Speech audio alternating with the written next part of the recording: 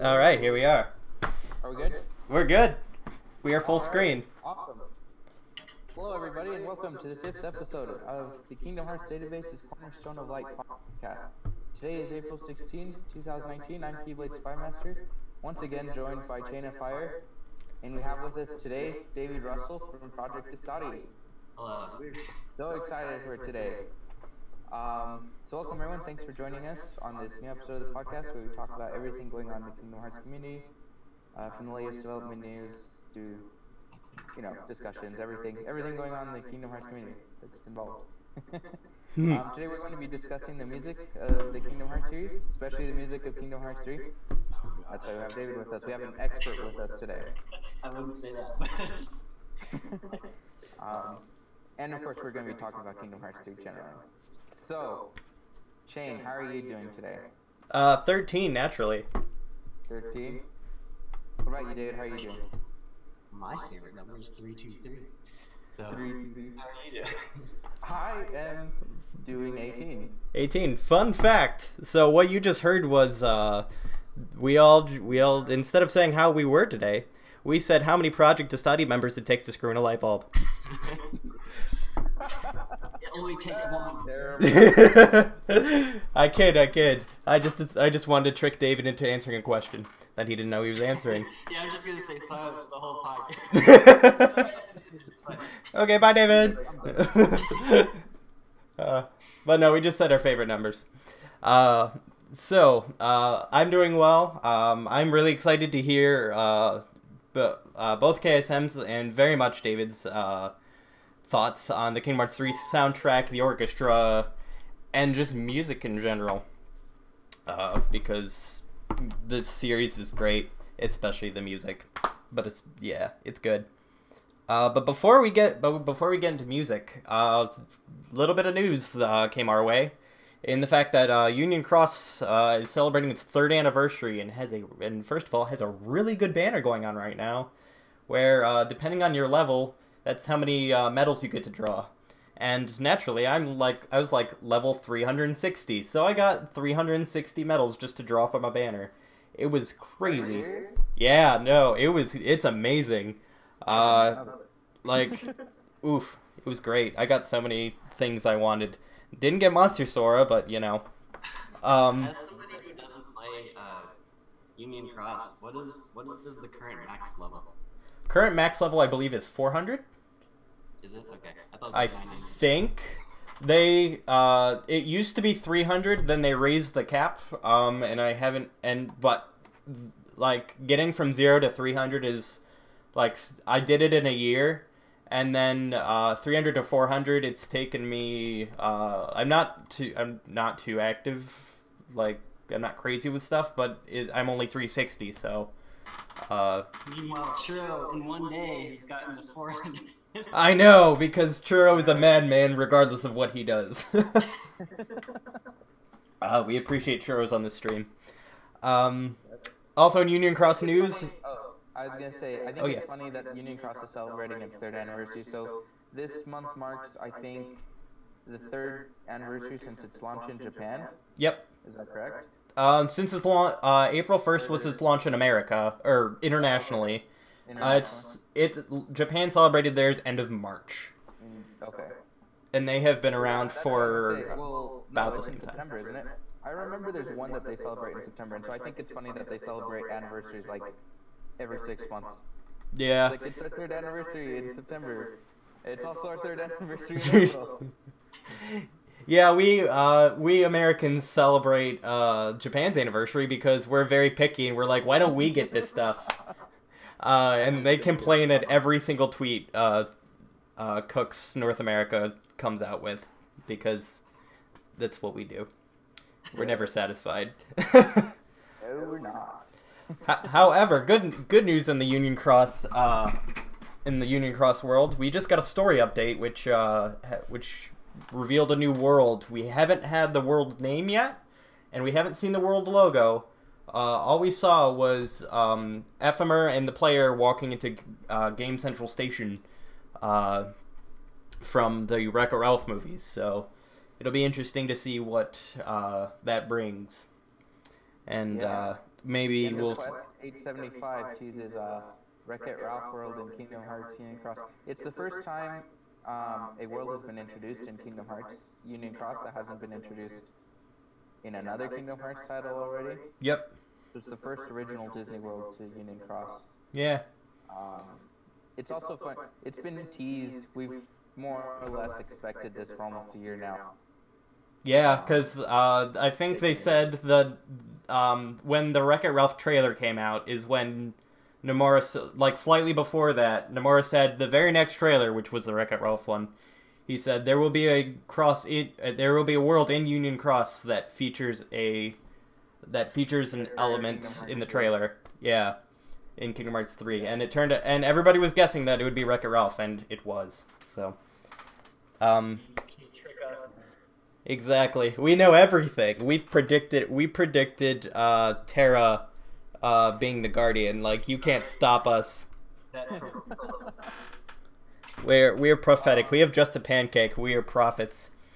But on that note, real quick, in case you haven't figured it out, we are going to be discussing Kingdom Hearts 3. Yes. Which includes spoilers. So if you don't want to be spoiled, come back later when you finish the game. Please don't leave.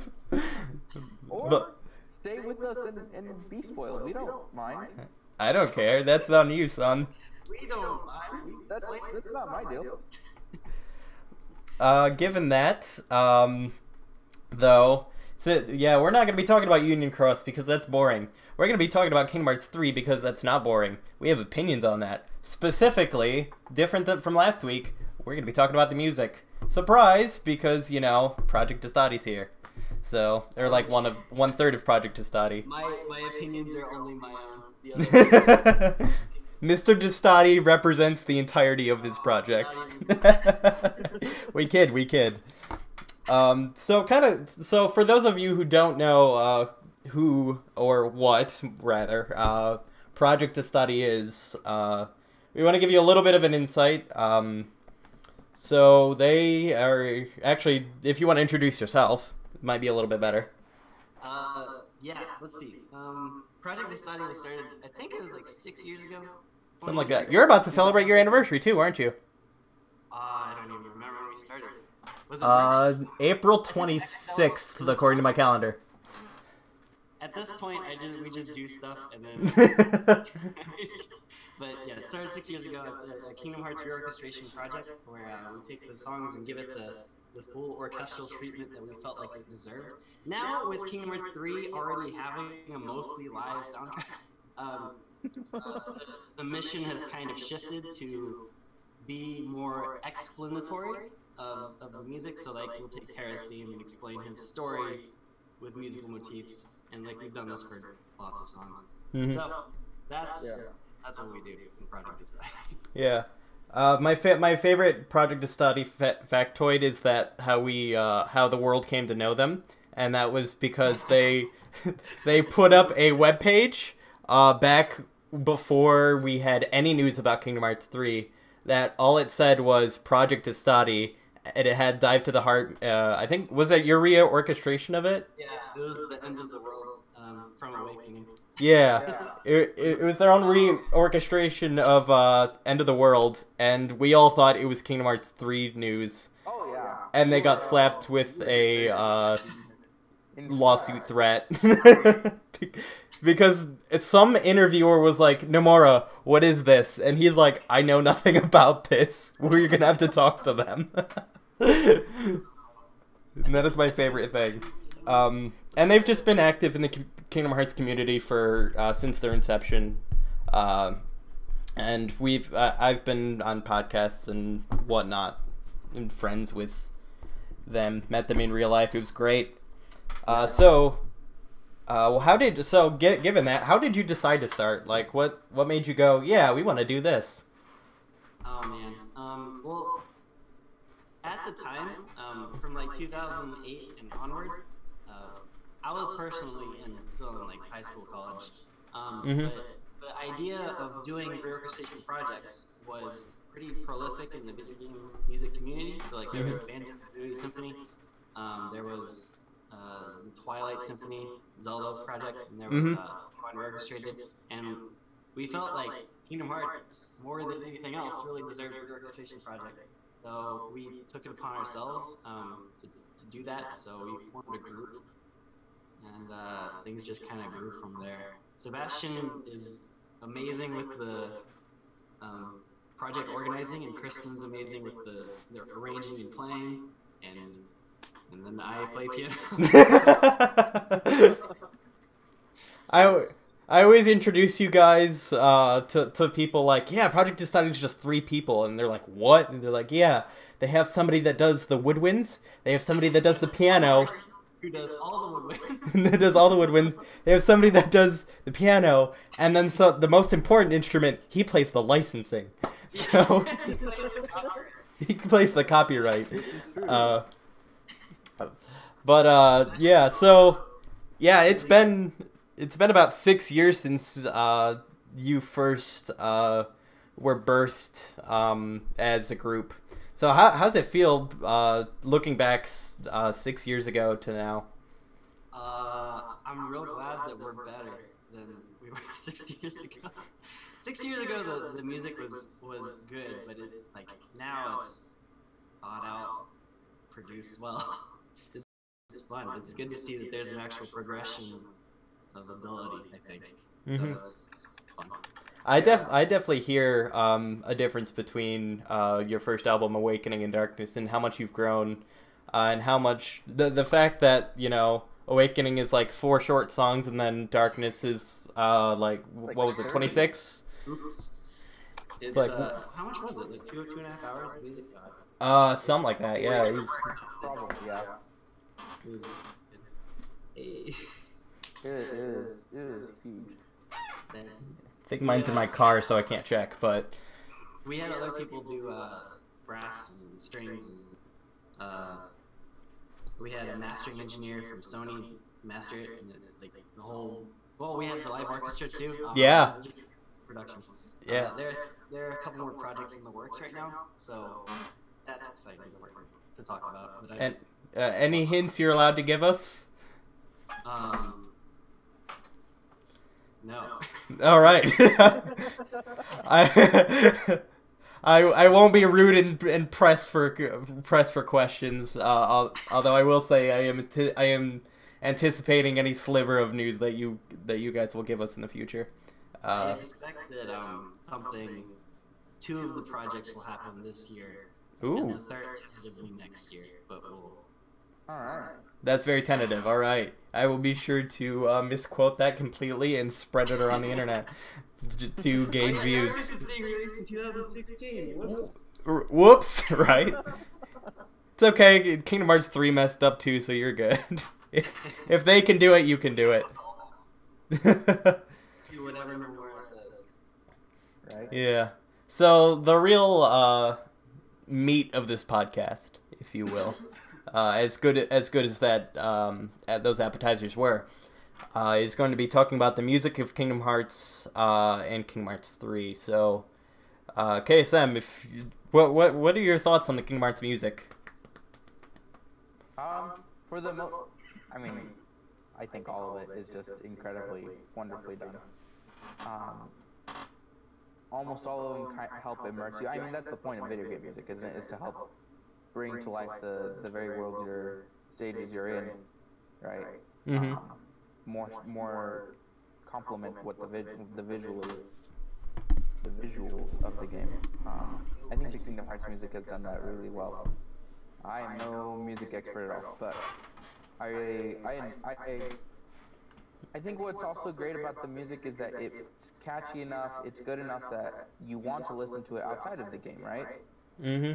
Like I found myself always listening to Kingdom Hearts music when I'm not, listening to when I get sick of the radio, I just turn on Kingdom Hearts music on my phone. When I was in elementary school, I probably mentioned this before, but when I was in elementary school, I took a recorder. I think I have it back there somewhere. But I took a recorder and held it up to the TV and recorded Utada Karu's Simple and Clean, and I just would listen to it on the bus ride home. Amazing. That was my experience with Kingdom Hearts music. And then I grew to enjoy Hollow Bastion, and what else? Shares I Do Not, other pieces like that, and now the soundtrack is I'm obsessed with it. Good to know I've been pronouncing Shares de Not very wrong. Because Latin. I don't even know if I'm pronouncing that. Okay. It's Italian, isn't it? It's Italian, yeah. Yeah. Shares means joke, and not is night. Joke. Yeah. Oh, I didn't actually. I should have looked that up. I never looked that up. Yeah. Education I've heard here. that before, but I can't remember. I kept pronouncing it Shares de Note, so I don't know. I don't know what life is. I'm not Italian. That's fair. We'll ask Everglow later. Yeah, just say, yeah, it's Italian. Everglow, how do you pronounce this? Is Destati pronounced that way? Pronouncing your own band name wrong, that's amazing. Differently. It's like you find out it's pronounced differently. Your entire existence is put on question. I would be extremely upset. Well, you know, we can't even pronounce words like Marluxia and Luciard correctly until we hear them right. So, I've been mispronouncing. Apparently, I've been mispronouncing Luxord this whole time. yeah. I'm still pronouncing it that way. I'm not changing it because Kingdom Hearts 3 decided to give him that name. Yeah, screw you, it's Luxord. That's how I used to pronounce it. Luxie, Luxu, Luxie. Marluxa. Did you know? Y'all can fight me tomorrow. But yeah, I think it's zero question that we're three lovers of the Kingdom Hearts soundtrack and Shimomura's, as well as the names are slipping from me. Ishimoto and Sekito. Those are the ones. Their work as well. And I don't want to play favorites with real life people, but I think we've had the most experience with Shimomura, so we're more familiar with her work. So big fan crush, if you will, on Shimomura and all she does. Bless her. I like Ishimoto's stuff for Twiwi. Twiwi. Yeah. Calling and what's the other one? It's famous. I can't remember. It's mostly guitar and rap. Twister. Twister, yeah, that's it. Yeah. There's another one also, like a third one. Calling. Just those two. Only those two tracks. Oh, okay. I like those tracks as Ishimoto's. They're really good. Yeah, I really like the Kingdom mixes of them as well. Sekito's work outside of Kingdom Hearts. I don't know either. Was he the one that did the Tron themes for Dream Drop? I can't remember. Oh, I don't know. I can look it up. Yeah. I thought Shimomura did that. No, I think no. The Tron music was done by one of those other two people. Admittedly, I'm not as familiar with those two people's work. I love Rinsler Recompiled, by the way. Yes, Rinsler Recompiled is one of my favorites from Dream Drop, actually. Really? Yes. It says that Yoko did Rinsler Recompiled. Oh, okay, that's why. And Gigabyte Mantis was Sekito. Oh, okay, so they all kind of worked on Tron together. They all did their own. Yeah. Good thing Rinsler Recompiled is my favorite. Yeah. I love the funfair. I'm not talking about Dream Drop. I was gonna say, we're not gonna talk about Dream Drop, but like, It's not. I know I want to look at the list and be like, this is good, this is good, this is good. Here, what we really want to talk about, I guess, is Kingdom Hearts 3. The one without a track list. The one without an official track list. Go figure, but although one of my favorite things about this little time that we're in is that this happened especially with like Days and Birth by Sleep as well, is that when we didn't have official titles, fans will start making their own titles for soundtracks. I remember that. They called Shion's last song, the Vector to the Heavens, they called that Dirge of the 14th, yeah. I think they called the Tumbling something else too. Shion's is the one I remember the most, definitely. I think they had a couple songs for Birth by Sleep as well. And I'm sure if you dig real deep in the YouTube archive, you can find some weird title names. YouTube doesn't really allow that for much anymore because their interface has changed, but if you can find them, definitely check them out. They're a lot of fun. So I know for Kingdom Hearts 3, they dubbed the Trinity theme for Xemnas, Young Xehanort and Ansem. That was dubbed Escarita del Xanort. Yeah. Yeah, love that. That's Which, really good. which I'm like, ooh, I like that one. It I matches thought that the was theming an of official name. I was disappointed when it wasn't. I was like, come on. No, we don't have any official names, unfortunately. it matches the theming of Dream Drop Distances, Impeto, Oscurito, and the ones they gave for Ansem and Zemnis, yeah. Oh, dang it, I knew the names of those and I can't remember. I can, but they're Latin, so I'm gonna slaughter them anyway.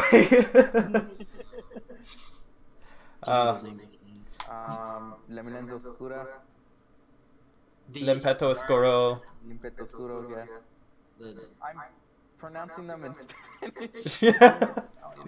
That's better than like my English, so because they are not meant for English. Whoever is Italian and is listening to our podcast, I'm sorry. We apologize. Reduce your language to mine. So Kingdom Hearts 3 music overall, yay or nay? That's a loaded question. If you had to judge the soundtrack in its entirety, like where would it rank with other soundtracks? Oh, I see. As a whole, not the best for sure. I think that it is. This is so hard to say because I think it's the most technically good it's ever been, and compositionally good it's ever been. But as a whole, not as good as. I think Kingdom Hearts 2 is my current favorite. So. Okay. Higher Kingdom Hearts 3 for me, but Kingdom Hearts 3 is real freaking good to me. So I'm putting it right underneath as my second favorite. So Okay.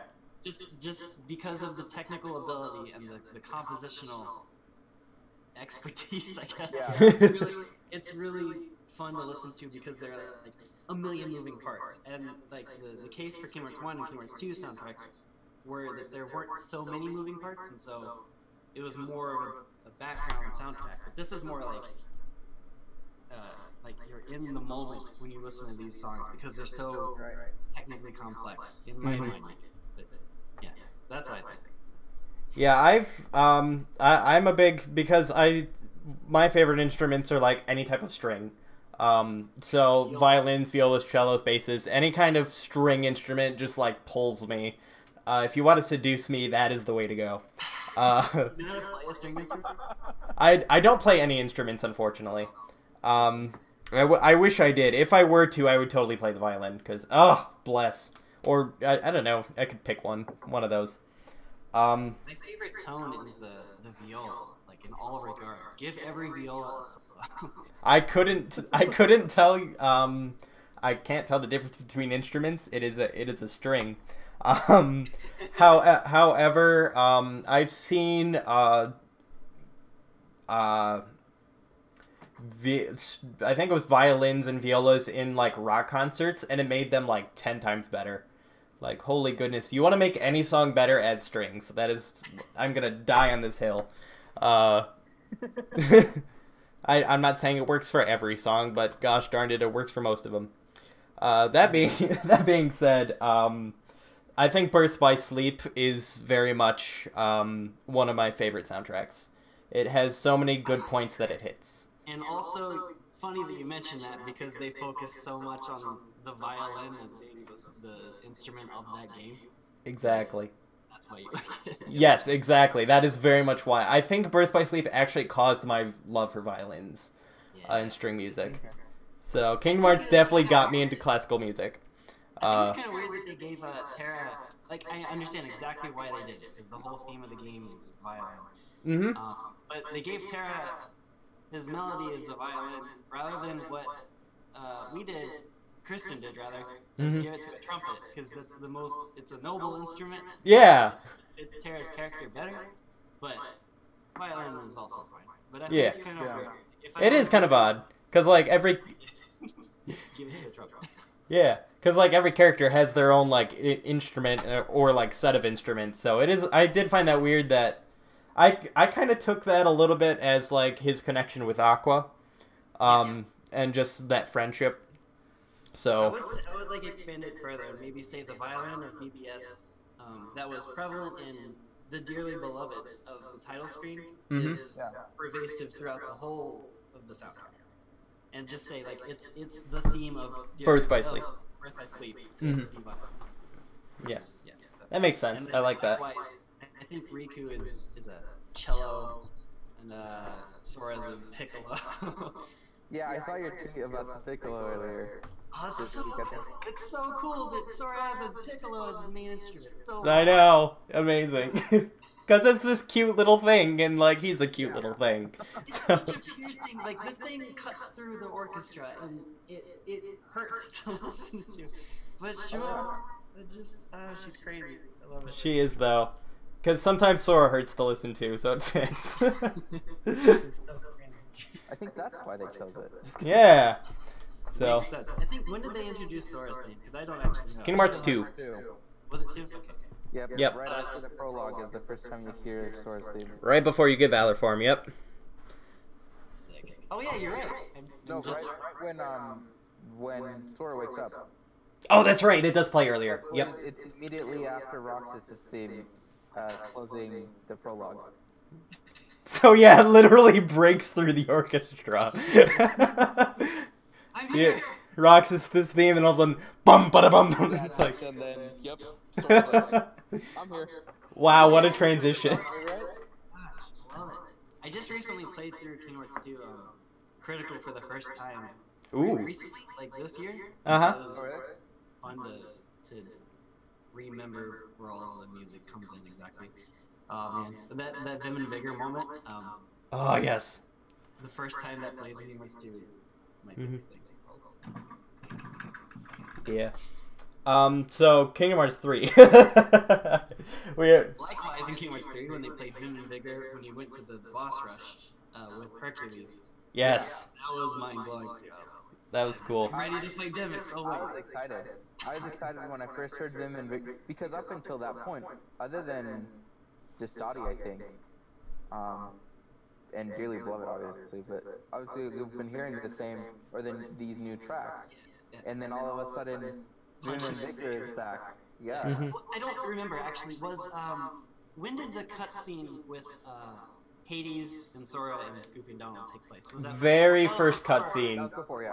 Yeah. Okay, so in that cutscene, Shimomura did the underground theme from. Yes.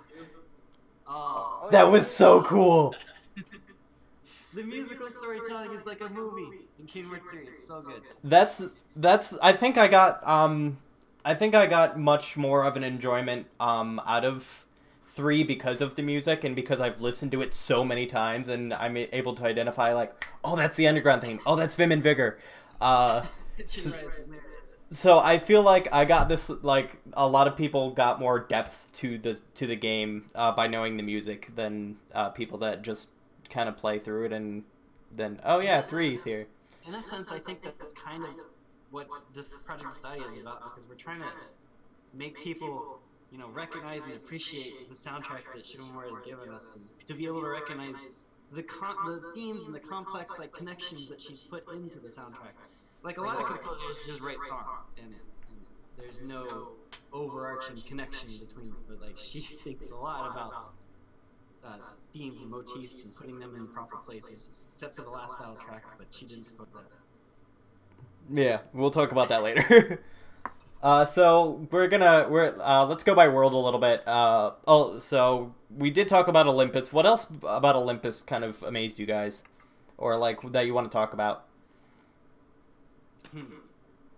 That you can think of. I like the world and the field and battle themes. I'm trying to think of gameplay wise in I don't know, I just like that. Yeah. Yeah. I can't remember the flan theme, the seven flan. I remember one of that. They're different depending on the flans. It's like a goofy version of the world that it takes place in. No. Is it? Because I know that Corona is like a goofy version of the field theme. Yeah. I didn't notice that. Yeah, that one is. Yeah, the one for the flan in Kingdom of Corona is definitely it's almost like a Dream Eater kind of version. Yeah, because like da da da da da. Yeah, exactly. They did that kind of treatment to the Kingdom of Corona thing for that flan. I think Big Hero 6 also falls under that category too, because I remember it a little more techy. Yeah, that might be true. I can't remember. Yeah, I can't remember the Big Hero 6 theme. Funnily enough, I don't think Shimwork was that one. That makes sense. Because I think she doesn't do some of more of the electro stuff, is what I've been noticing.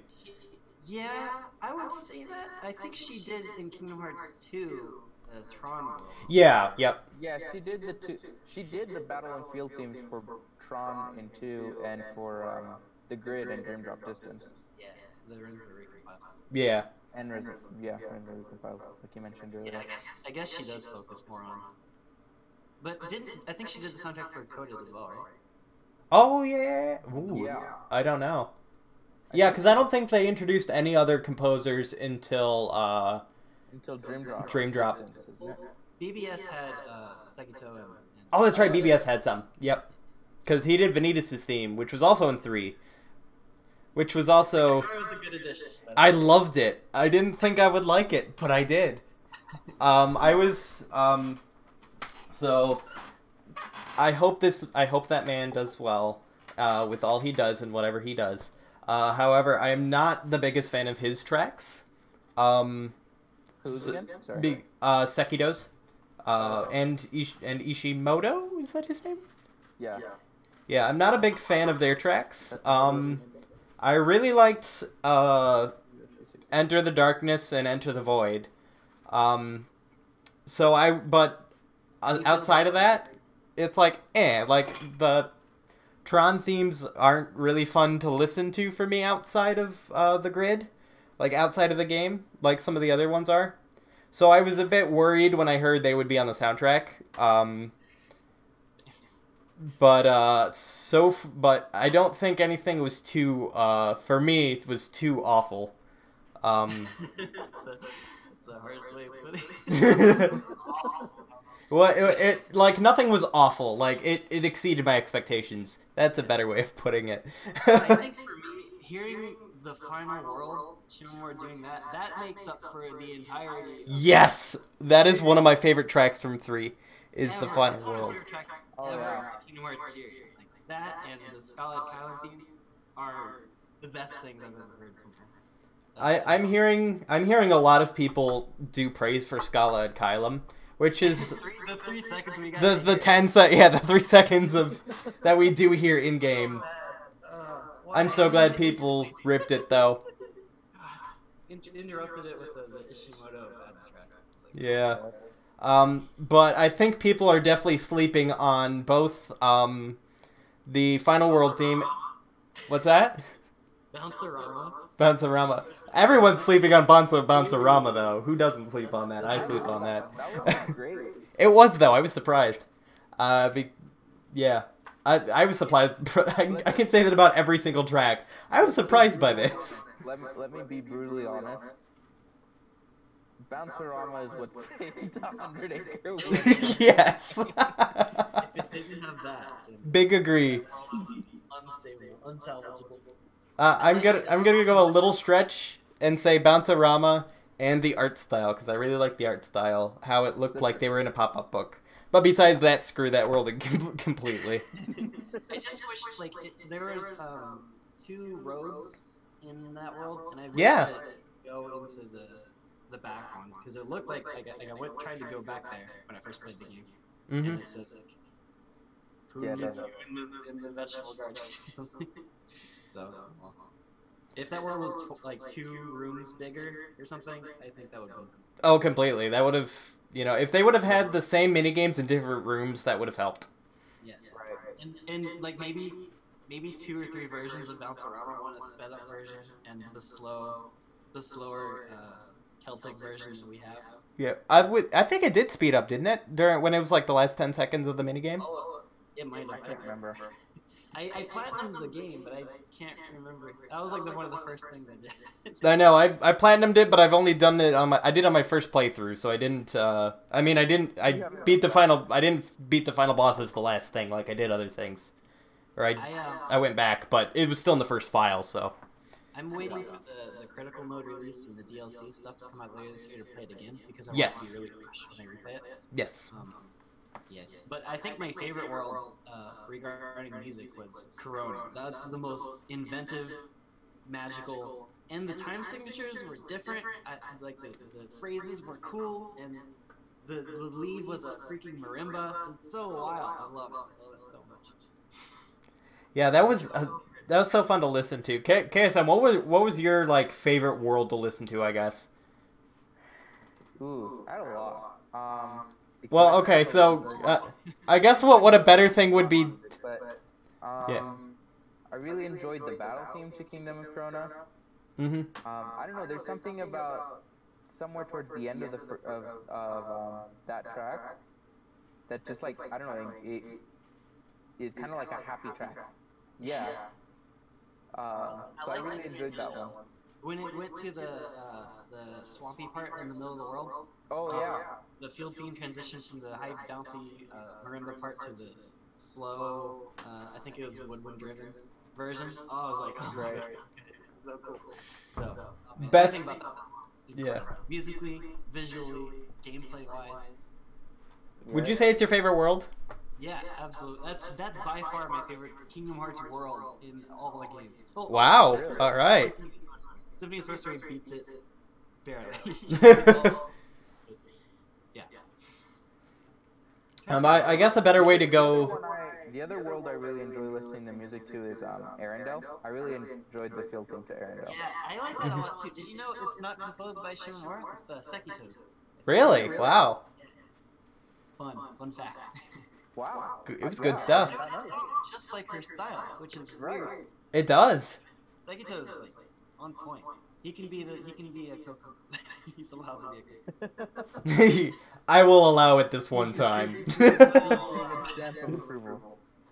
good. I like what he does. And his he like focuses on guitar mostly. I think guitars. Yeah, his compositions are pretty good. Yeah. Yeah, I guess a better way to go about this is like, what are some of the ones that stood out, and we'll just talk about those rather than going by world, just for time's sake. Well, that's a good point. I thought the moment, the Union Cross moment with Dearly Beloved and Key. Oh yeah. Key of Darkness or Key of Light, Door to Light or something like that. That was amazing. That was so cool. Inspiring. And I think Kawawata's version of Face My Fears was really good. Although you can't really do a lot with that melody because it stays in one place most of the time. Yeah, it's very like pop-ish. Yeah, like it was made to be a pop song. He did what he could, and it sounds great. I think. Mm-hmm. I think it's kind of funny that there was a fan-made version of an orchestral version for Face My Fears.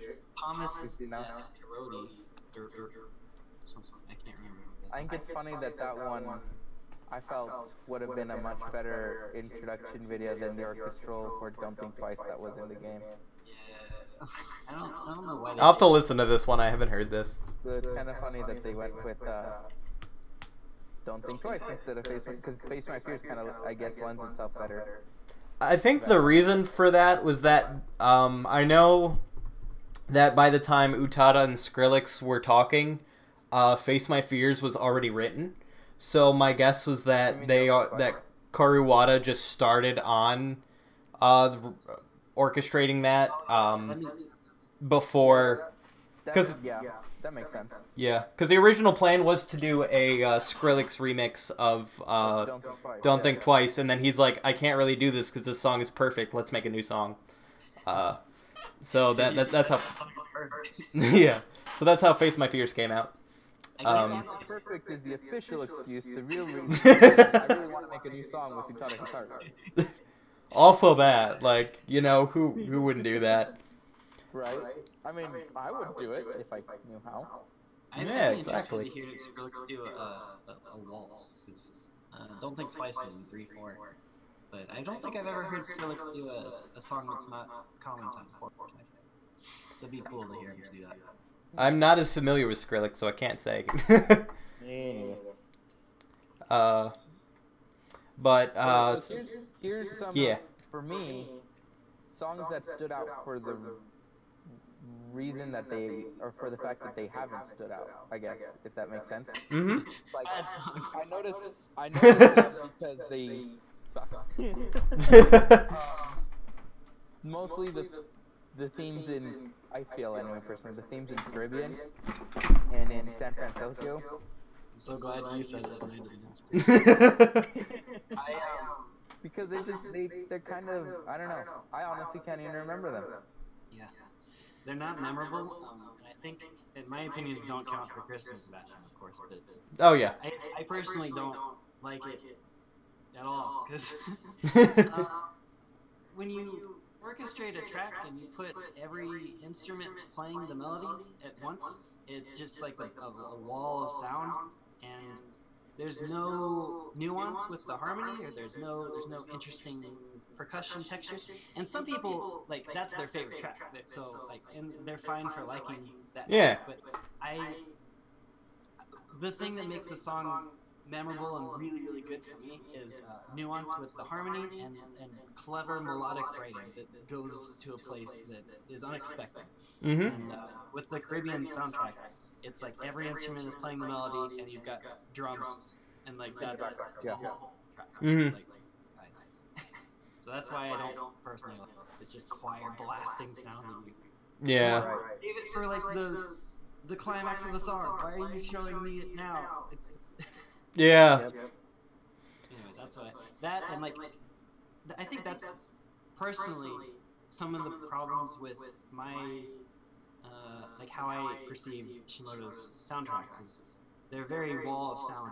Like every instrument is playing the melody, and you've got like a percussion thing, and like that's it. But Shimomura, by comparison, has a certain instrument playing a melody, and then like proper orchestral balancing of the colors and textures underneath, and it's a proper blend of specific orchestral sound for that world that make it unique. That's why I think that Corona is so memorable, because it's got that lead marimba, and it's got weird time signatures, and it's got it.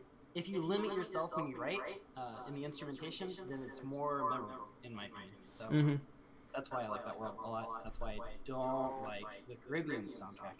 Mm-hmm. Yeah, definitely. It was definitely not one of my favorites either. Especially the field theme was very unmemorable. The battle theme was. What's that? I think I liked Port Royal a little bit. That was mostly guitar, right? Like the guitar strumming and then like a violin. The Kingdom Hearts 2 Port Royal? No, Kingdom Hearts 3. When you go to Port Royal. Oh, okay, yeah. You can hear. Oh yeah. I think I remember. I can't remember that one. It's like guitar strumming. There's a violin melody on top. Yeah. But that one's cool. It's like a calmer variation of the one that you usually hear in the sea. Oh, is it? I haven't listened to it. So they're all basically variations of the same melody. Okay. I'll listen more. I've been listening to Skull and Kyle. No, I feel you. I've been listening to the same like 5. But that's all I remember. Like, I can't remember how the melody actually goes. Mm-hmm. I just remember hearing them. I can't remember who posted excerpts from the soundtrack from the game. A lot of people. There's like 3 different versions of the field theme for the Caribbean, and they're all about practically the same. They're just variations of Different parts. Yeah. Yeah. That was something. Compositional technique that maybe if the first one's not executed well, then all not executed well. Right. Yeah, very true. That's something something to mention about this game that the other ones didn't do was that I really liked was that every world had multiple themes. Usually we had one field theme, one battle theme, and then maybe some other themes that were in several worlds, like Vim and Vigor and Desire for All That Is Lost. And if you were lucky, if your world was lucky, it was Halloween Town. Exactly. So. So you had and one of those didn't even make it on the soundtrack. This kid 047 released a video yesterday, and he was talking about the good and bad of Kingdom Hearts 3. Yes. I agreed with his point, saying how if you didn't like a certain battle theme, you're kind of stuck with it in Kingdom Hearts 2. But in Kingdom Hearts 3, there's just so much music that happens all the time that you can never like get used to a certain song, which helps with movement and feeling like there's a constant progression of like your oral progression. Yeah. Mm-hmm. He liked the soundtrack a lot, I think so. Yeah. And I've yet to view that entire video, but he often has really good points. I enjoy his view on the series a lot. But yeah, I think one of my favorites for field themes was actually Olympus's in the when you're going up the mountain, because it had all these different little segments, similar to, I don't want to say similar to, but kind of like how One Winged Angel has different parts of a song that are different. The Olympus theme kind of did that as well. It blended a little bit more, but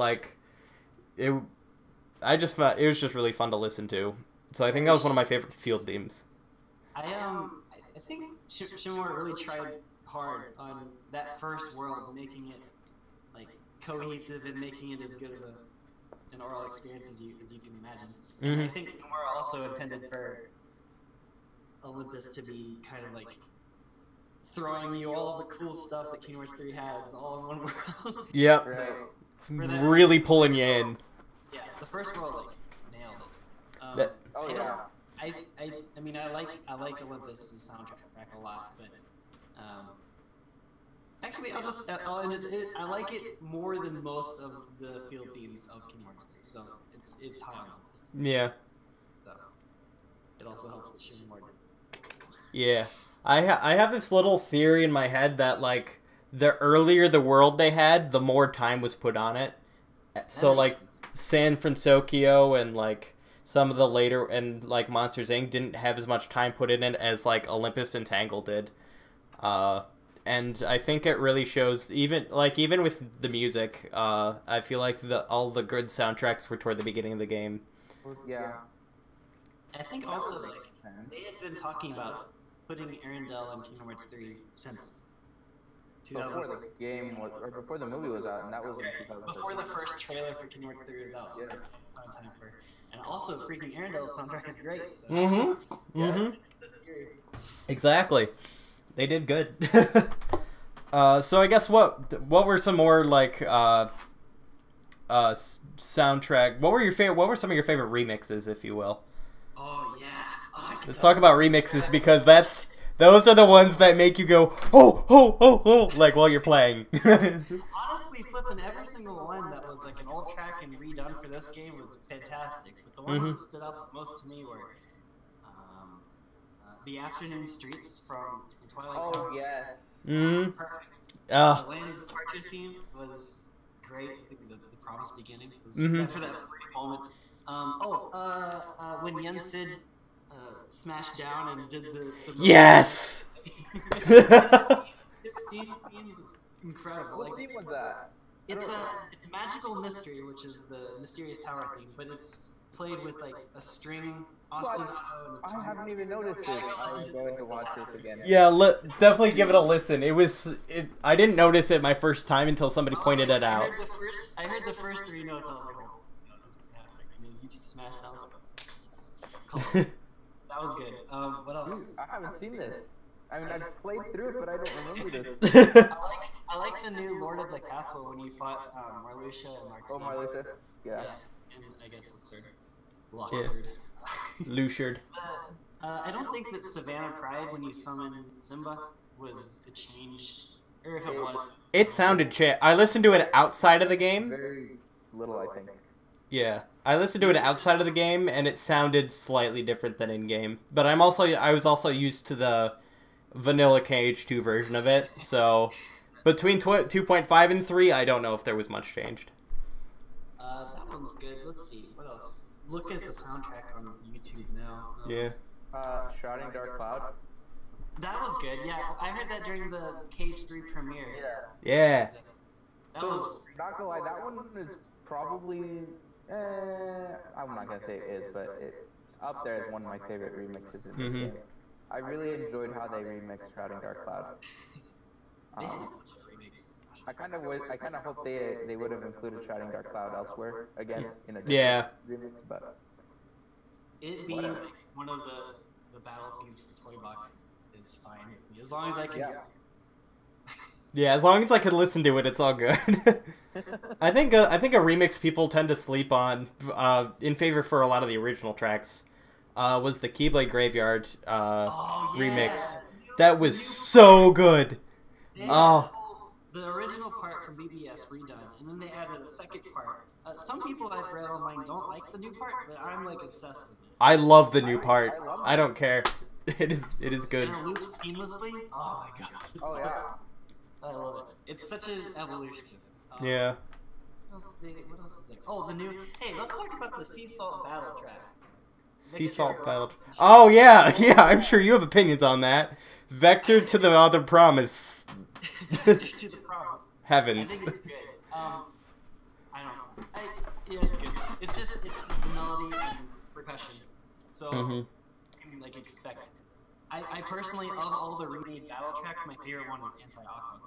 But the new Sea Salt track is pretty freaking good. I think that Shion's theme is one that like needs to be played slowly. So for me, like Back to the Heavens is a subpar version of just vanilla music for Tristan Shion. I think that's the best version of that song. So hearing it like fast with a new like with toms and the new percussion in that battle track is like, oh, this is cool. But I'm gonna go listen to Shion's theme now. Yeah, no, that's fair. I think they blended. They did a lot of blending very well, such as Vector the Heavens and Other Promise. Also, just end on that 5/7 chord and then blend it back into whatever key. It was a very standard transition. Yeah, but it worked. Like you wouldn't think it would work, but it sure did. And same with Escarita del Xanort. Yeah. D Xanort. That one is freaking incredible because all the themes of all the Xanorts have a specific moment, and I think also that when you defeat one of them, their song doesn't play anymore. So they had it doesn't. It Does it really? No, it doesn't. I was listening for that, and I tried that, and it doesn't work. I wish it did, because you're saying so it's the same. It's the same track. It's the same track throughout the entire thing. Unfortunately, I think that I would have been like they had to compose 3 different versions of that track. Yeah. Not 3. They'd have to compose like 6. Yeah. Yeah. I think I feel like it was because of a hardware limitation they didn't do that, but Shimamura so could have. It had she been allowed to.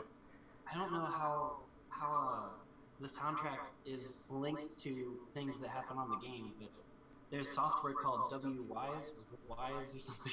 There are these different softwares that can play when different things trigger in the game. It's really difficult to have all 6 versions and then transition between them in a way that would be cost effective. Yeah. Well, the other thing is that there's a cutscene in between everybody dying, so it wouldn't have to switch instantly. It would. It would just play a new one. Yeah. But yeah. I'm sure it's just, I imagine it's just time. That could have been it too. Yeah. I feel like it would probably just be time issues because I don't think it would be that difficult to put it in the game. It's just having to have her recompose or compose 6 different versions. 3 of them new versions of songs she already wrote and made. Yeah. I think in Oscarita D Xanort, I guess is that what we're calling it. Yeah. in that song, they have the accompaniment from like Zemnis playing underneath the melody of Young Xanort, which is, and like they have Young Xanort's like pattern playing underneath Ansem's thing. Yeah. It's much more than the Sea Salt medley, for example. Yeah. Yeah. I think I definitely agree that this one was definitely written or done better than the Sea Salt melody, as far as how well it blends in all together. Yeah. It's I forgot what I was gonna say about it. Oh yeah, and then they added this new like chorus element to it as well. That wasn't in. They had this like I can't. Like the chorus of it. I don't know what they're saying, but gosh darn it, is it epic? Because I don't think it's the lyrics to Destati, or if it is, it's very like do like that. It's probably likely that they have a choir library that they just picked random sounds. Hey, that works. That whatever works. Use the E vowel. That's kind of what ended up happening with the Destati Bounce-O-Rama, where I put that choir. I just chose some random sounds. Hey, whatever works. So let's see what other remixes. Oh yeah, Aqua's theme, Dark Aquas. So I had a question about that from earlier when David mentioned it. Is the anti-Aqua theme in Kingdom Hearts 3 different from the one in 0.2? Because I've only played 0.2 once through, so I wasn't sure thinking back on it whether they were the same or if they had been changed. Yeah, it's completely original. Because the 0.2 one, basically Aqua's theme, but it's got a piano chromatic undercurrent. And that's like it. So there are now, I think, 3 versions of Aqua's theme in existence: 0.21, Kingdom Hearts 3.1, and Breakfast. Yeah. And the medleys that have at the end of the game. Right. I remember. Yeah. Go ahead. No, I was just one. I was just doing because I okay. Anti-Aqua's theme is the equivalent of, I guess, like that's her Rage Awakened. Yeah. Right. We just need Vens. Vens is Unbreakable Chains. There we go. Or Vens theme is just a mixture of Sora and Roxas and like an original hobo bit. Yeah. So yeah, I like Terra's theme more. Yeah, I agree on that one. Not my favorite theme. Someone who we have a comment. One of the comments said people sleep on the cutscene orchestrations. The one that plays and leads into the sea salt battle builds up so well, or the deep end cover in the Aqua and Ansem cutscene. Yeah. I think those Big things agree. are so like cleverly done because they had to have been given the cutscene and then compose the thing behind it to match what's happening on screen. It's so clever, and you combine all different old themes, weaving them in. Even like when Sora's like gummy phone rings, it's Sora's theme on the phone. I know, I love that so much. Just stuff like that. The best. So I think Sora's theme is the greatest in this game just because it's been remixed so many times in this game, right? You have it, obviously it's remixed in, what is it, Link to All? Yep. Which plays, I think, a couple. Contains Dearly Beloved. And I think it contains Sora's percussion. I can't remember. I might be wrong then. I can't remember, but then you have it remixed as the gummy phone ringtone. You have it remixed in Toy Box with the frogs thing. Yeah, that's right. I was listening to that. You have it remixed in a lot of places. I think probably more places in this game than it has been in other titles. For real, they were really like pushing Sora's theme more than any other game. Yeah. I like before being as obsessed with Kingdom Hearts as I used to be, or as I am. Then I didn't know Sora's theme other than listening to the Piano Collections version of it. And so, like hearing that for the first time in Kingdom Hearts 2, I was just like, oh, this is like interstitial melody, and then it's like everywhere in Kingdom Hearts 3. I like it. I like that they chose to hit home. Like this melody represents this character. I love it. Yeah. I have a little headcanon that everybody that has a gummy phone has their own theme as their ringtone. Oh, that'd be I want to see that in another game. I want to see Aqua answering her gummy phone. Yeah. Which makes me... Funny note that Jiminy Cricket's like, I've given you all gummy phones. No one will ever see you use them. Sorry, guys. I know. Riku's theme wouldn't he wouldn't ever hear his phone because his theme is so low. Yeah. Well, it would be like a remix version of it though, like it was like Sora's was. But you know who would never hear their phone go off? Lee. Lee would never hear his phone go off. Rude. Lee doesn't have a theme in Kingdom Hearts 3. I know. I know Kristen was sad about that, and I'm sad about that. Because fun fact, ladies and gentlemen, 13th Struggle is not his thing. No, Luxord has it I see too. that all over in YouTube, and it's like, it plays elsewhere, guys. It's not just in the Roxas Axel battle. Yeah, Dude. it was in Chain of Memories first. People have, I guess, like associated with its. Yeah. They want him to have a theme song so bad. I actually have this another headcanon that the shoot, what was it?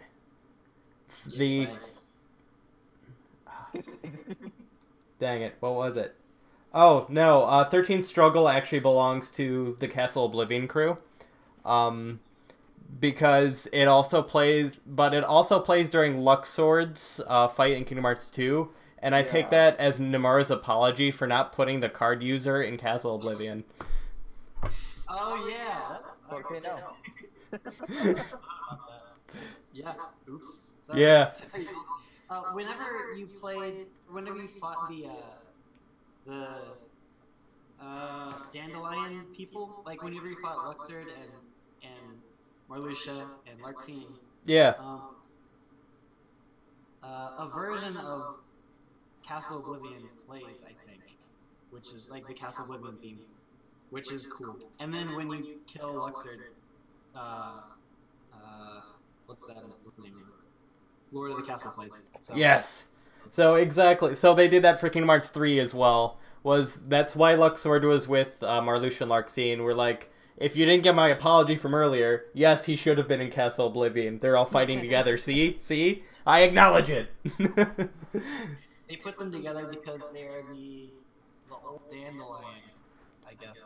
That is true, yeah. They're all secretly part of it, except Demix. Except Demix, which was ditched for weird reasons. Demix's mom. Demix's mom. So anything else we want to talk? The gummy ship music. I thought it was pretty good. I like Shipmeister's Shanty from Kingdom Hearts 1 more, but I also enjoyed Sekito's new gummy ship theme. Because I had to freaking listen to it while I was platinuming the game and trying to do all those missions. Yeah. I got used to it and I liked it. And, I think the melody flows well and the harmony is appropriate. I like it. Yeah. It's no Shimomura theme, but it's pretty. Are you talking about the one that plays during like the super bosses in Gummy Ship? Just the general like flying around. Oh, okay. So, the field theme of space. Of space, yeah, the lanes between, yeah. I honestly missed the variations of Blast Away Gummy Ship from Kingdom Hearts 1. Those I don't remember. Did whenever you start a battle or end a battle, do you hear Blast Away? Or is that not part of Kingdom Hearts 3? I thought that was part of it. Yes, there's a remix of Blast Away Gummy Ship in the mission end screen. Okay. Gummy Ship field Yeah, theme. now that you mention it, you're right. It is at the end of when you like finish a battle. How has the status basically or whatever. Okay.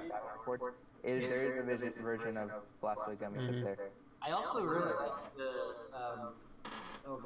the one you had to fight with Endymon, the secret super boss of the Yes, yeah, the newer one.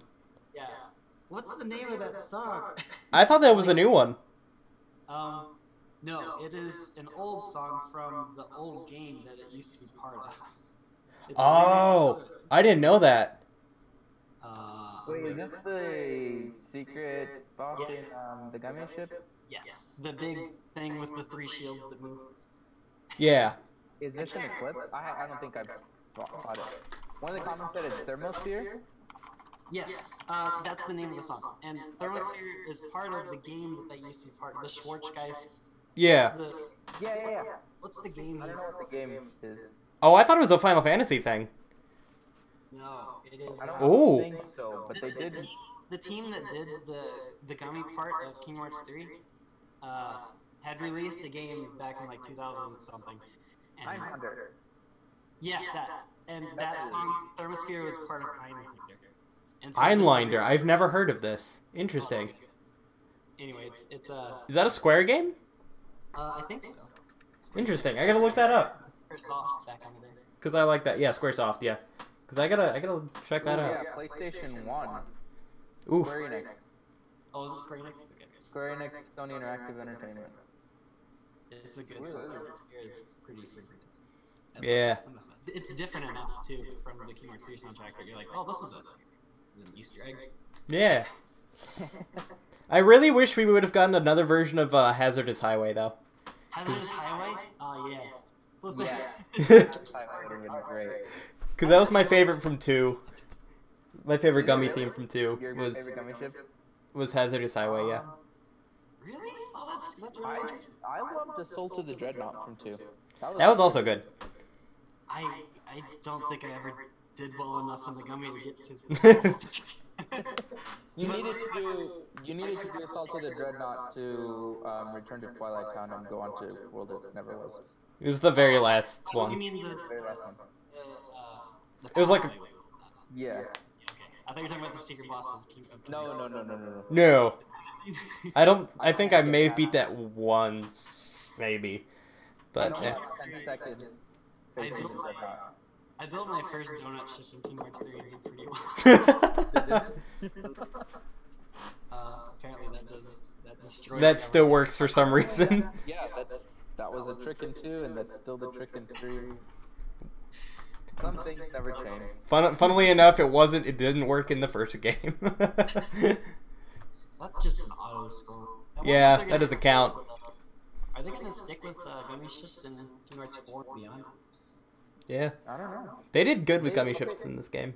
Yeah, Let's I would say teleport like you know how like the organization teleports with corridors of darkness? Give Oh, yeah, Sora yeah. a corridor of light. I like that. Yeah. Good. Let Sora teleport. Honestly though, I felt like 3 made the gummy ship fun. Something that 1 and 2 have tried but haven't.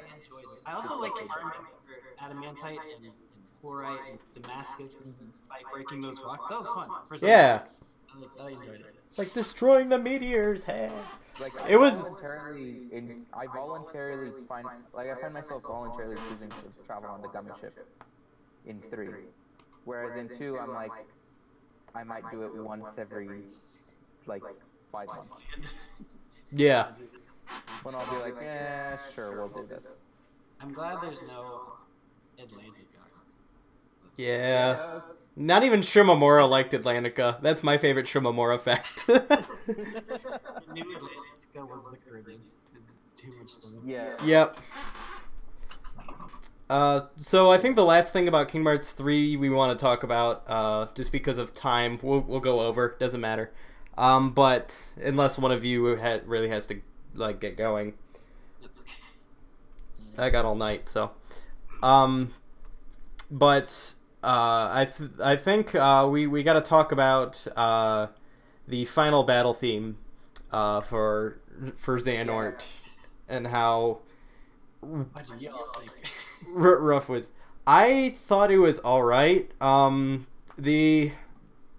Admittedly, like for all of the past games, the ones I listened to most were always the final battle theme. Like I always listened to Darkness of the Unknown, not so much Gardeno del Buio, but a lot of the Dream Drop ones, Limpeto Oscuro, Lord of the Castle, so all of those ones I listened to the most. One I forgot to list talk about, but I'll just reference it here. I listened to the battle theme for Grim Guardianess. Oh yeah. And the secret boss whose name is slipping my mind at the moment. The Dark Inferno. Dark Inferno, yeah. That theme I listen to way more than I do the Final Battle theme, which is very odd for a Kingdom Hearts game. So I feel like that speaks for itself a little bit. I didn't notice it in game, but another thing that Biscuits 047 mentioned was that it doesn't loop well. Yeah. It loops very poorly. You can hear that also in BBS. Shaded Truths doesn't loop properly. So. Yes, yeah, I noticed that one very much so. But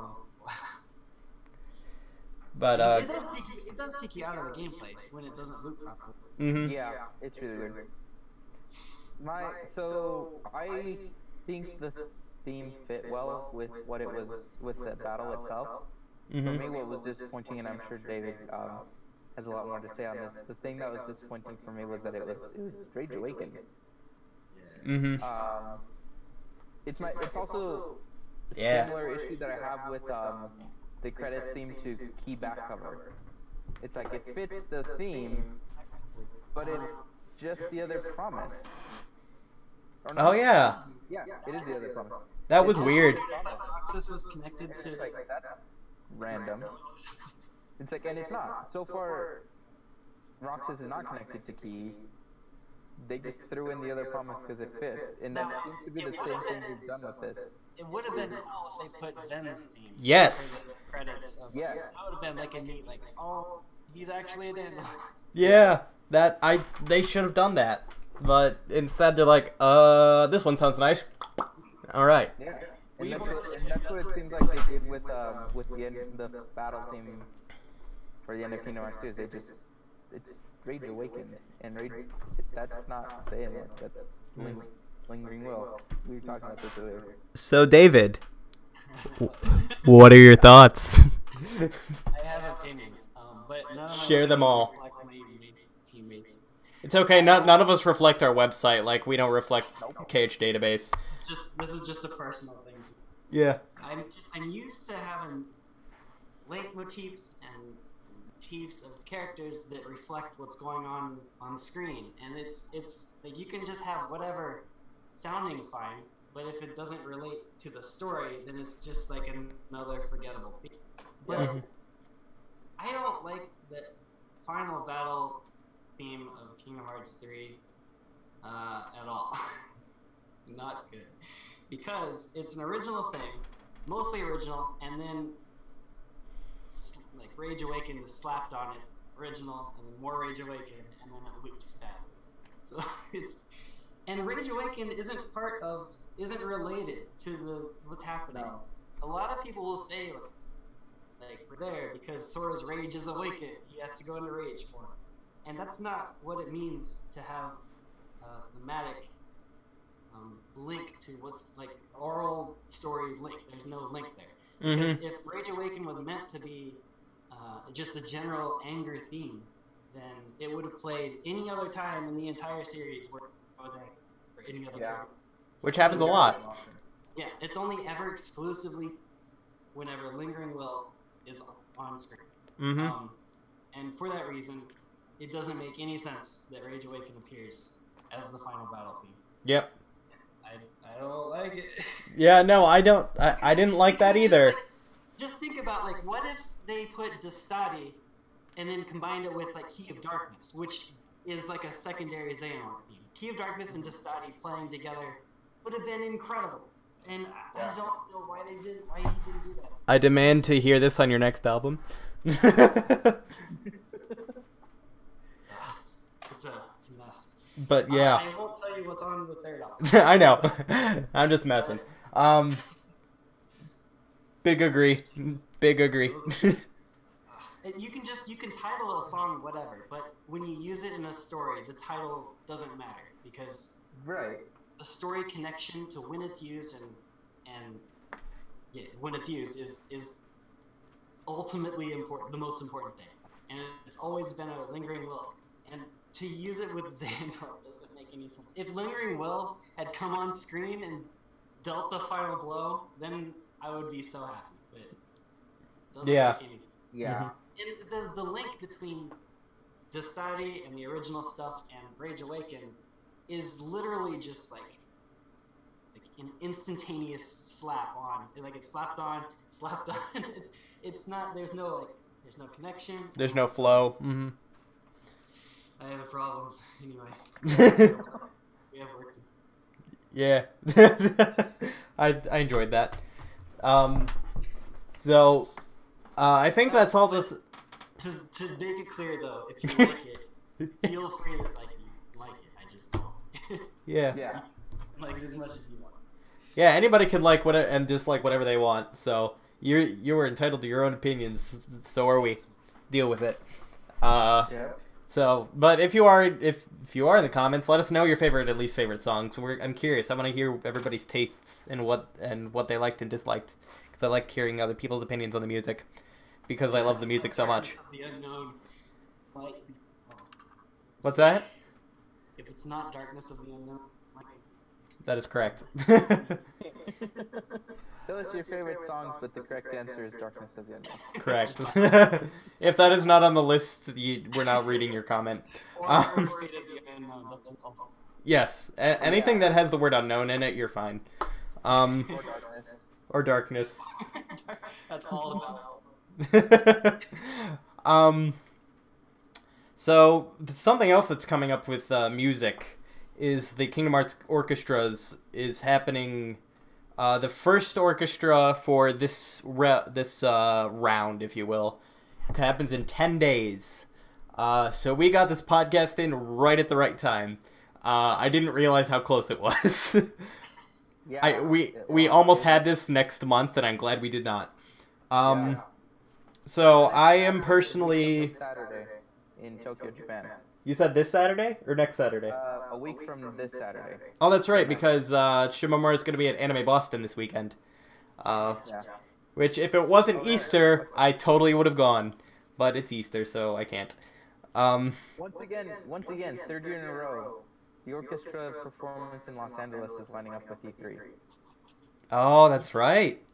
So, I don't know if there's something there, but there's been something there the last 2 years, so. You think we're gonna get a trailer? A new I think we'll get Critical Mode trailer. trailer? I could see that. I I don't could know. see DLC trailer. Or DLC in general, yeah.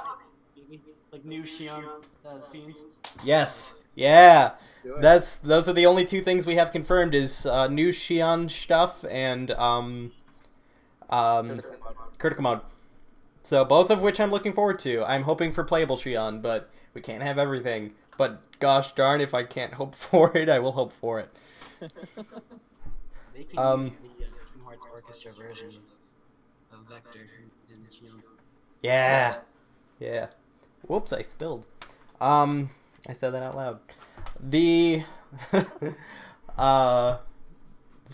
I'm personally going to the one in New York in June, whatever the Saturday is, the 26th or something.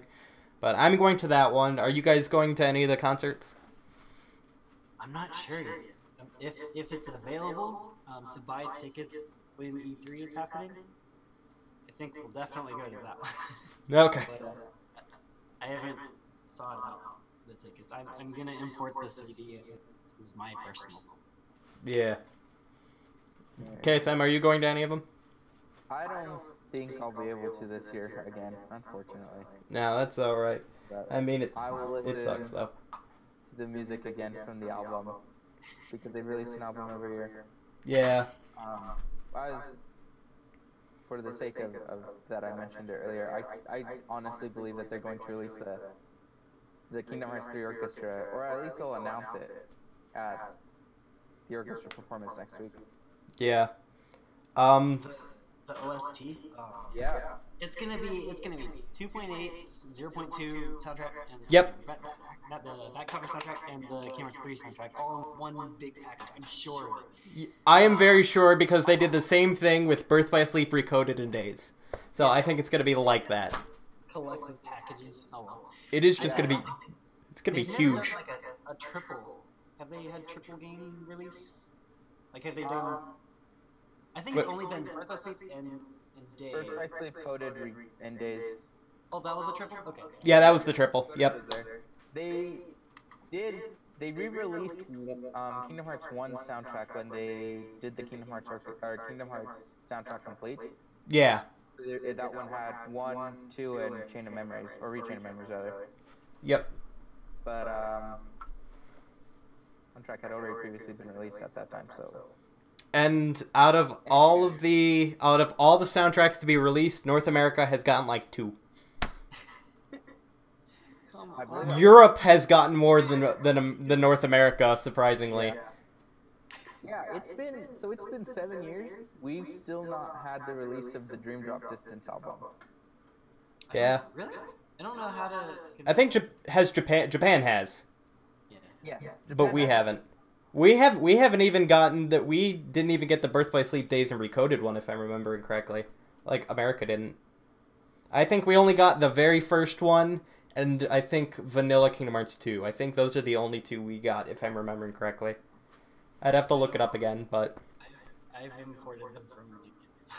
Yeah, I will eventually start importing them once finances catch up because I want them. I just want to know what the names of the tracks in Kingdom Hearts 3 are going to be. Oh yeah, that's the thing I'm looking forward to most. Like, I can listen to them on YouTube, but I want the official names. Yeah. We need this for the database. We need this for our lives. Yeah. But so soundtrack. I'm gonna be actually I'm gonna revise my statement from earlier. That was before the podcast. I'm thinking that they'll release the soundtrack, or at least announce it, if they announce the DLC, because I feel like the DLC could have new songs. So if they release the soundtrack and it's got new songs in it, then we'll know what the DLC is about. So it's just like Kingdom Hearts 2. I don't think that originally didn't have the Cavern of Remembrance, but the new Cavern of Remembrance theme was part of Kingdom Hearts 2 Final Mix's OST. So. Yes, yeah. Yep, that came later. The soundtrack complete one when they re-released 1 and 2's soundtrack. God, I hope they do something like a Keyblade Graveyard of Remembrance. That would be cool. Can you imagine if they released like all the CDs in like one big collection, be like this wide and this tall? Here's the thing I'm sure is going to happen in the next 5 years. They're going to release the entire Xehanort Saga games as like a big PS. Oh yeah, yeah. And the soundtrack, I don't know if it will be done, but I think they might release a big catch-all soundtrack. These are the top tracks. Like with it. Yeah. Okay. I can see that. In 3 years, we'll be hitting the 20th anniversary. Yeah. For the 10th anniversary, they released the Memories and Melodies album. Mm-hmm. When did they do the Kingdom Hearts tribute album? The 15th anniversary? I don't know. Dang it. I don't remember. Oh, what they could do is release. Actually, no, that's not official. 2015. Okay, so I think that, and I think they will also release a Xehanort Saga Ultimania. Not with it, because it's not official material, but I think the Ultimania company would release a complete version. I want it. I know. I want an English version. I want to... Come on. I think, was Shiro Amano working on the Kingdom Hearts 3 manga?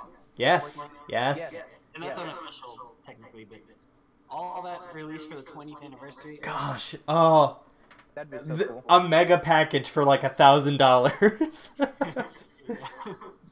Cost is gonna be awful, but I want it. I wonder how many people have jumped off the series now that the V is finished. A big chunk because it is quieter. Honestly, I don't think so many did. You don't think so? No. I think some stayed, some left. You all noticed Garrick Wheeler? Yeah.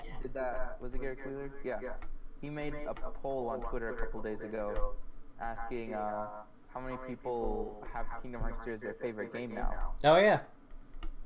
And there was a surprisingly, it wasn't the majority, but there was a surprisingly bigger number that had listed, that said yes, that voted yes, that it was their favorite game in the series. Oh. So I Interesting. don't think that many. I definitely expected more people to drop off. I don't think that many people ended up. I think we'll slowly get more and more, though. I very much see it happening over time.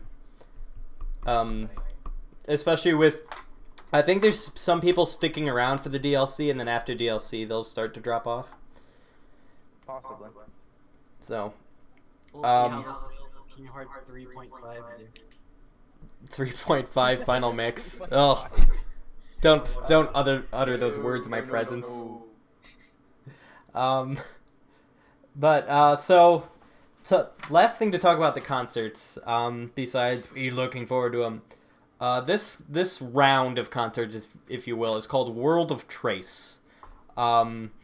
Last year's was called Kingdom Hearts Orchestra Final Encore or something along the lines of that. Is Kingdom Hearts Orchestra World Tour Encore?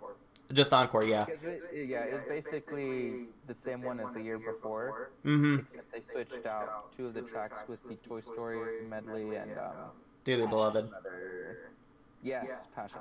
Yep. I think so. I think they put the Passion instrumental version. Yeah, Dearly Beloved also the Kingdom Hearts 2 version. Yeah.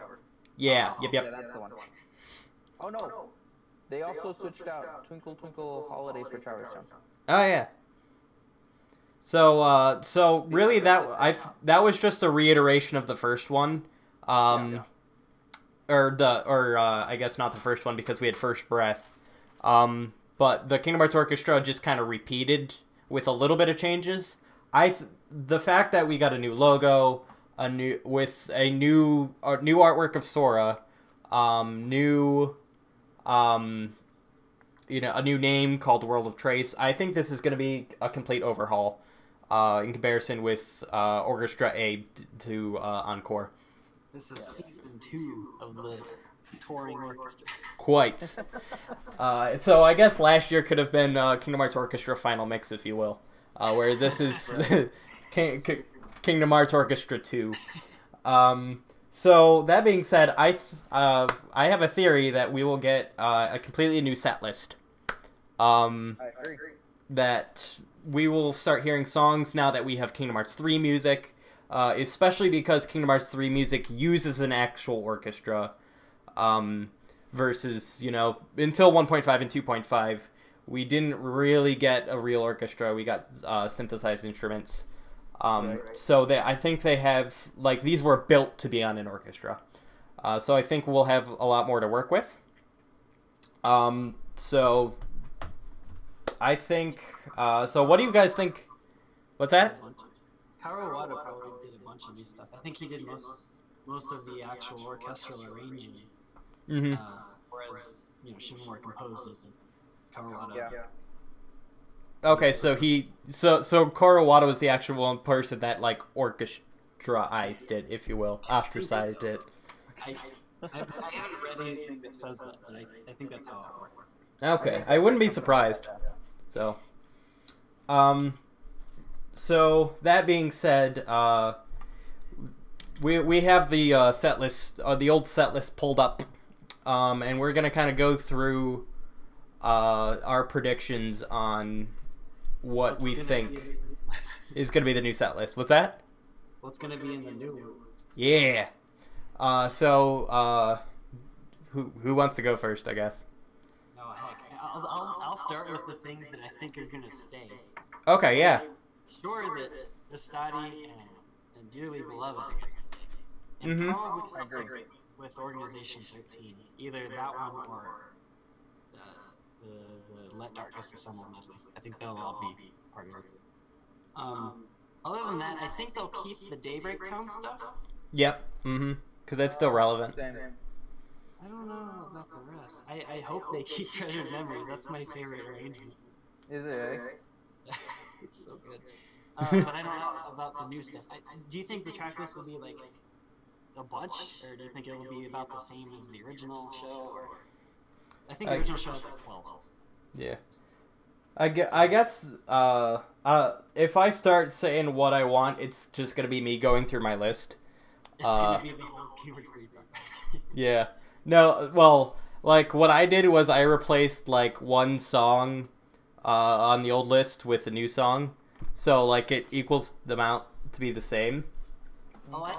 Yeah, that makes Yeah. sense. So I don't. KSM, do you have any like? Did you do that at all, or did you have any thoughts that you wanted to throw out there? I think they're gonna switch out a lot of, for example, they switched out 2017 performance had Twinkle Twinkle Holidays. They switched it out last year with Traverse Town. I think they'll switch that one out again. Yeah, that wouldn't surprise me. I bet you anything, the 13th anthology from the Dramatica album in 2000. Ooh. I hope so. Oh, that'd be crazy. I think that's only been once. Yeah. And I don't think it was even live. I think it was just the recording. Yeah. Oh. That'd be awesome if that was there. And it's I already done. The sheet music exists. I want a Dramatica concert, please. A Dramatica and Memoria concert would be fantastic. I'd be there in a heartbeat. Oh, instantly. Consider my organs sold. So I think also the Toy Box medley will be part of World of Trace. And Oh, yeah. Yes. That the you know the final medley that they put at the end of every game, like Yeah. the medley of all of them. like during the credits. I think that the Kingdom Hearts 3 one might be part of the World of Trace show. I bet. So I don't know, but Yeah, maybe. So here's my thing with that one. First Breath had March Caprice. Yeah, March Caprice. Fantasia. The Orchestra World Tour had Fantasia La Marcha. None of those had the battle themes for the worlds, and that the battle themes for the worlds is a separate track in last year's program. So I'm kind of like, you done me wrong again, Kingdom Hearts. What is this? Why are we cycling battle themes for the credits theme in this title? Oh yeah, we didn't get a new credits theme, did we? For Kingdom Hearts 3, yeah. Oh, drat. So I don't know if the credits theme is gonna make it to the orchestra performance this year, just because they could just put all the Disney World themes in a track like they did for the World of Kingdom Hearts, which is one of the tracks in last year's program. Yeah. Do you think they would edit the songs or the tracks that are already existing to more stuff? Like, for example, would they include more Kingdom Hearts 3 field themes in a World of Kingdom Hearts medley that's new? I think so, yes. I think that's going to be a complete overhaul. That's one of mine. Instead of Worlds of Kingdom Hearts, it's going to be called, that song is going to be called World of Trace. And it will be it'll be all the themes from Kingdom Hearts 3 specifically. Yes. That'd be cool. I want to hear Karawada's orchestration of the Ishimoto track. He fixed Vanitas pretty, or I think Shimura fixed Vanitas' theme in Kingdom Hearts 3. He's gonna skip those ones intentionally. Oh. I'm kidding. I think, okay. Before I start going through my list, one last note. I still have zero idea why Enter the Darkness was in the Heroes and Heroines theme of the orchestra. Yep, we still don't know. That doesn't make sense. Everybody thought Vanitas was gonna end up having like a Being redemption. a good guy. Yeah. Nope, very opposite. He's like, I am darkness incarnate. And then it's like, alright, chill, bye. I choose dark. I choose darkness. But you can choose, I choose darkness. Oh. Okay then. Well, bye. I very much love that line of like, how, like, I am with you always. I'm your shadow. How can I get closer than that? And I'm like, ooh, that was a very good line. I like the whole brother thing that was happening. Yeah, that was so cool. I think people will take that too literally, but I really love how he used that word. That was really cool. They did such a good job of dialogue in the game. That's for another time. So Hikari, I think they're gonna keep, because they had Hikari in the credits of Kingdom Hearts 3. Hikari. I know what I'm saying. I speak Japanese. Hikari. I think that's gonna be kept. I'll have the new Kawawada Don't Think Twice, I bet. Oh yeah. I think that's gonna replace Passion. Oh, okay. That makes Yeah. sense. Dearly Beloved, they changed it every iteration. I think this time... It'll be the Union Cross version that played during Kingdom Hearts 3, I bet. No, it'll be the version that played on the PS4 Pro. The one with Kyrie's letter. Yes. Yeah. Oh, that'd be... Yeah, I bet you that would be... I think that is the version they're gonna play. Is that the same one that plays at the beginning of the credits to 3? I don't think it played there. I think it only played during the Lee Kyrie cutscene and on the PS4 Pro. I think those were the only two. Okay. Two versions. I noticed that recently the section of Dearly Beloved that plays at the beginning of the credits to 3 actually is kind of hidden throughout the game. I got it. I'm gonna have to look into this. Maybe it did play and I didn't realize it. I'm trying to remember where specifically I'd heard it, but I noticed there's like, wait a second, this is the credits theme. But it obviously never starts playing the world battle themes, because that'd be really awkward. Yeah. Oh yeah, okay. Keep going. I think they'll keep Destati and Organization 13 because those are both very relevant still. Destati is like the staple of the series, so I don't see them getting rid of that. Twinkle Twinkle Holidays and Traverse Town, I see them getting rid of, just because it's changed every cycle. I don't know what they would change it to, though. They might just remove it altogether. I wonder. Maybe they'll just remove it, and they'll have both Don't Think Twice, and maybe they'll do a Face My Fears, like, orchestral remix? Ooh. I don't know about that. That might be weird. That'd be cool if they did, though. But Yeah. That'd be a weird positioning if they... Because you think that they're going to have Don't Think Twice replacing Passion. Yes. To also have Face My Fears would be like, oh, okay, I guess we're not going to put any Shimamura tracks. We're just going to focus on Right? Oh, that's true. So maybe they won't. I don't know. Imagine if they did if they kept, or if they replaced Don't Think Twice with a Face My Fears orchestral arrangement. Oh, That'd be interesting. Man. I want to hear one regardless. I think Missing You, or sorry, crap, I spoiled it. I think Treasured Memories is going to be replaced by Missing You. Yeah. Do you think it'll be a medley with Namine or just Missing? I think it'll be a theme with Namine. I think they're gonna steal your idea. Yeah, either that or yeah, I'm gonna steal your idea. Especially because like that's the scene where Kyrie was killed. They played Missing You when he was running up the rock, so I feel like that holds significance for 3. Even opinions very much differ on Kyrie. I think Fate of the Unknown is going to be replaced by the Dark Aqua theme. Because, remind me, was Dark Aqua, was that a combination of Aqua's theme and Fate of the Unknown? No. I thought I saw a tweet about that, but but that was a really long time ago. But I think it did combine elements of previously existing. I did an analysis on Tumblr a while ago. I can't remember, but I know it's Aqua's theme. I know. Oh gosh, now I want to look it up. But I think it was mostly original. I think it was mostly just a completely original. Okay. Hold on. But I'll look. Yeah, look it up. Where's my old post? Because I thought I saw somebody's. I thought I saw you guys like when the song first dropped. When we first saw Sora battling Aqua in that trailer, that was really, really hard to hear the music, but what we heard was amazing. And I think it was one of you guys or somebody said, we think it's Fate of the Unknown with Aqua, like it was a prediction. I don't know if that became true or not. I'm trying to remember how it goes. Because there's no chance I'm going to be able to find this. Worst case scenario, we'll throw it in the description.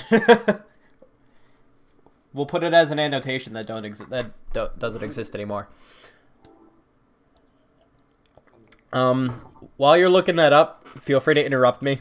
But I'm gonna keep going with my list. The battles of the land, I think, are going to be replaced with the battles of Kingdom Hearts 3. Okay. Yeah. Heroes and heroines. Found it. Okay, go ahead. It has a Terra motif in it. Oh, okay. Da, da, da, da. And then that's it. So that's the only original new thing in It's okay. a mixture of mostly Aqua and the choir, and a little bit of Terra, and I think brass. Okay, maybe I was thinking that because Terra's theme also plays in Fate of the Unknown. Maybe that's what I was thinking was that part. I think it's so weird that Ven's theme isn't part of Fate of the Unknown. I know. Like, I realized that Fate of the Unknown was like that was the basis for Terra and Aqua's themes. Yeah. It was the basis for Birth by Sleep to begin with because that came first. But yeah, it's weird that Ven isn't in there, and it bothers me. The battle themes, I think, will be the battle themes. Heroes and heroines, I don't know. They might keep it the same. Maybe they'll remove Vanitas. I don't know. Lazy Afternoons, I think they'll put in the Kingdom Hearts 3 version of the Lazy Afternoons and Afternoon Streets combination theme. I would die, but it'll happen. Lazy Afternoons and Afternoon Streets are basically the same song, just one plays with Roxas and one plays with Sora. Yeah. I'll die again. I think Vector to the Heavens and the Other Promise will get, instead of having two separate songs, they'll play that combination theme. Yeah, the Sea Salt Medley. Wave of Darkness will stay the same because that was still relevant. Or it'll be combined with the Union Cross theme. Or Anti-Aqua, yeah. It could go either way. Because I was thinking about that and like, Wave of Darkness wasn't really played that much. Only with the Demon Tide. Demon Tide, and Demon Tide didn't show up as often as I kind of hoped it would. Nah, it showed up enough. I was tired of it after. Yeah, I was done with it. I didn't think it was going to show up at all in 3, but here it is. Differing opinions, and everyone is valid. Oh no, okay. The Daybreak Town theme. I don't know if they're gonna keep that or if they're gonna throw in the Union Cross theme into that, or how that'll play, but I feel like Daybreak Town might stay the same. Yeah, I think they'll probably also keep the Other Promise. Yeah. Darkness. I just wrote Darkness. Let Darkness Let Darkness Assemble. Yeah. Maybe they'll be replaced with the new Escarina di Xanort. Yeah. That'd be so cool. Maybe they'll throw in Lord of the Castle this time. That'd be great. What if they did Lord of the Castle? Just that's one of the last tracks. Please, that'd be fantastic. Intermission. Be crazy. Or a combination of like Lord of the Castle, Forgotten Challenge, Graceful Assassin, Sight the Petals. That'd be great. Give me a calm medley. Yeah. The rest. With the Kingdom Hearts 3 final boss thing. You're not invited to the next podcast. I bet you though they'll have like maybe a Rage Awakened orchestra. That'd be neat. Because we did have one for First Breath. Track. Yeah. For good reason. I think that's actually all I had. I wasn't sure what they'll do. I think they'll get rid of Passion. If anything, they'll replace with Face My Fears. The Toy Box theme will be in the Worlds. And then, what's the last one? Oh, Fantasia Alla Marcia. I don't know what they're going to do with that. Keep that Fantasia. Yeah, give us the Fantasia medley. That's what we want. I bet you that they'll keep the Vector to the Heavens, the Memoria version. I'm trying to remember what happened in Memoria.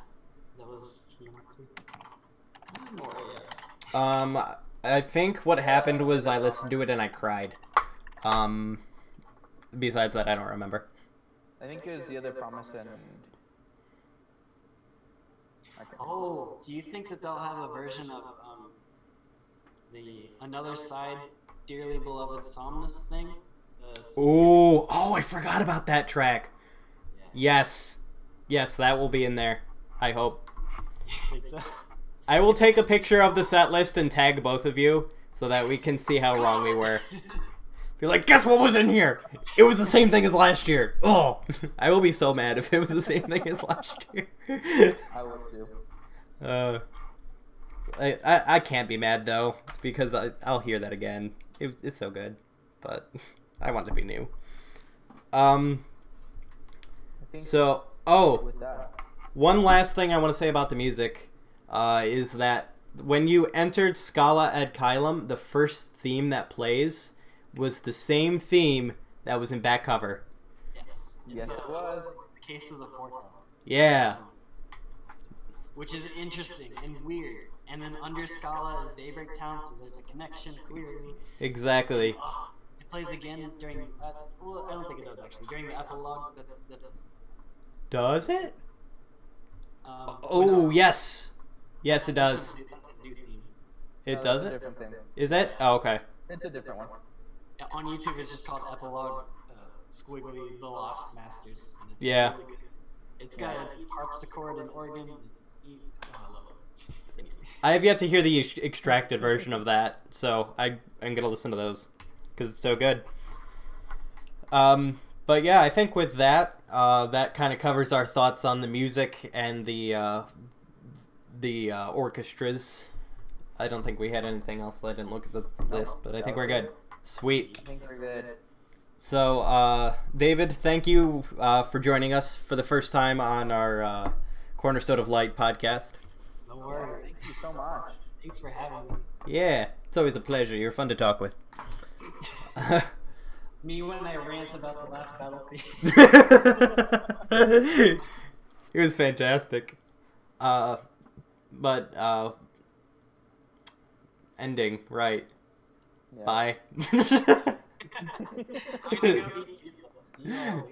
I'm gonna go sleep. So thank you for joining us. We will be back next month, hopefully, with new stuff. And New things, hopefully with new news. So follow us on Twitter. Follow us everywhere. We're the Kingdom Hearts RKH database on Twitter. That's our main communications. Join our Discord. It's all in the description. Follow David on Twitter and on Project Destati as well. Follow Project Destati on Twitter. We tweet about memes. It's great. If you like memes, they're good. If you like music, they're good. You can't go wrong. And we will be back hopefully next month with more news, more discussions. So thank you for joining us. Bye. Bye. Oh, get you more in the frame. All right. Make sure she's there. And